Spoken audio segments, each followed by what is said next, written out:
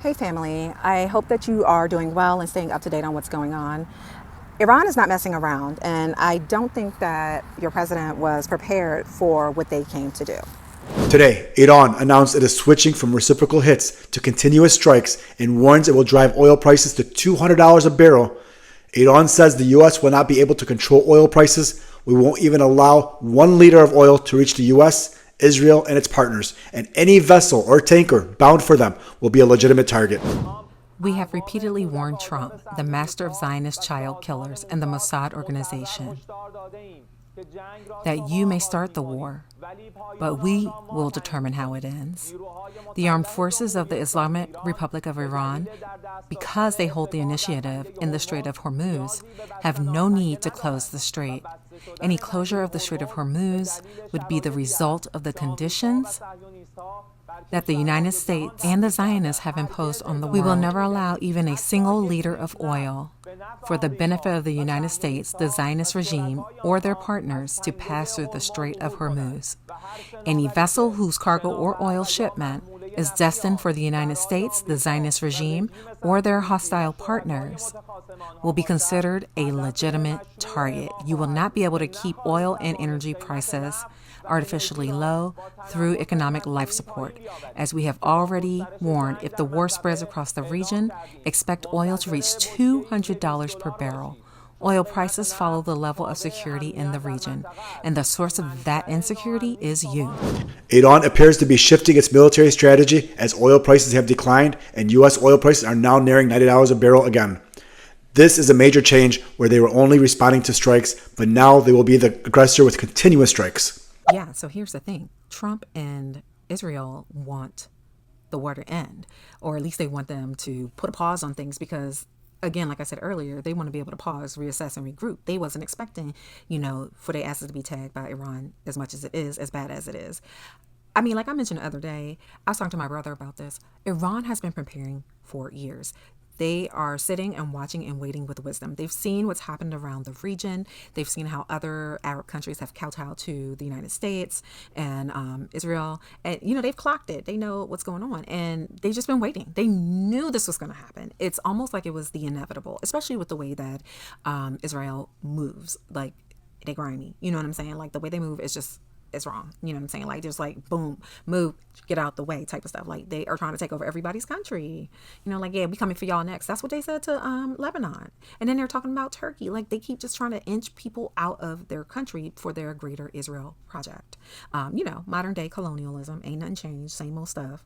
Except now we got social media and we have TV and all the things. And so now we get to see it and witness it. And now globally, most people will say it's wrong, although it seems like there's still that privileged class that finds it to be favorable.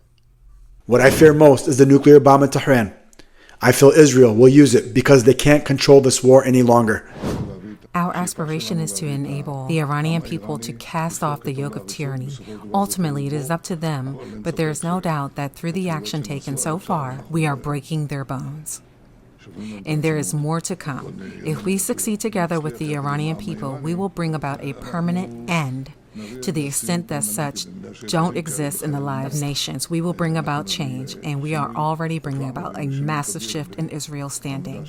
So that's Bibi Netanyahu, and I really think he's saying that just to gas himself up because he's not fooling anyone over here. But maybe he does think he's fooling people because he is limiting the amount of media that gets out about the damage done to Israel. Apparently, again, Iran has been tagging them. Not that Iran has not taken hits, because they have, and they've taken casualties, civilian casualties, as we mentioned. But I think he's saying that to make himself feel better and to not show his hand. But he doesn't understand that, he may control America's media, but like not the European media. So that's already like been rolling out and people are talking about it.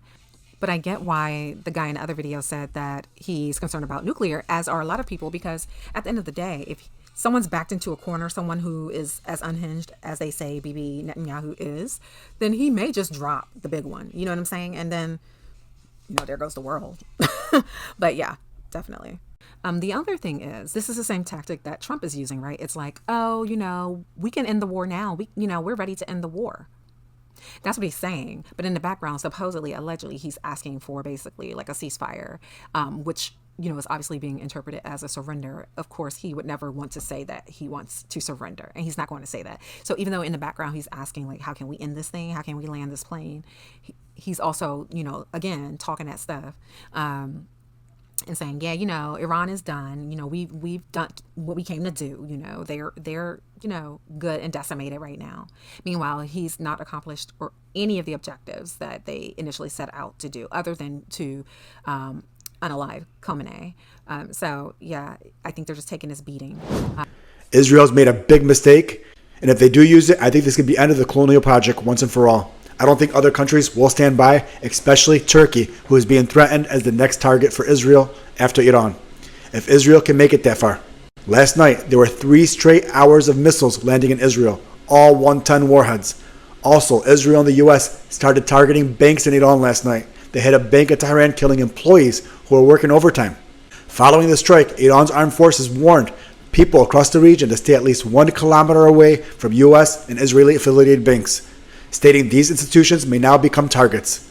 This eye for an eye stuff is going on that Israel and the U.S. didn't think Iran was capable of.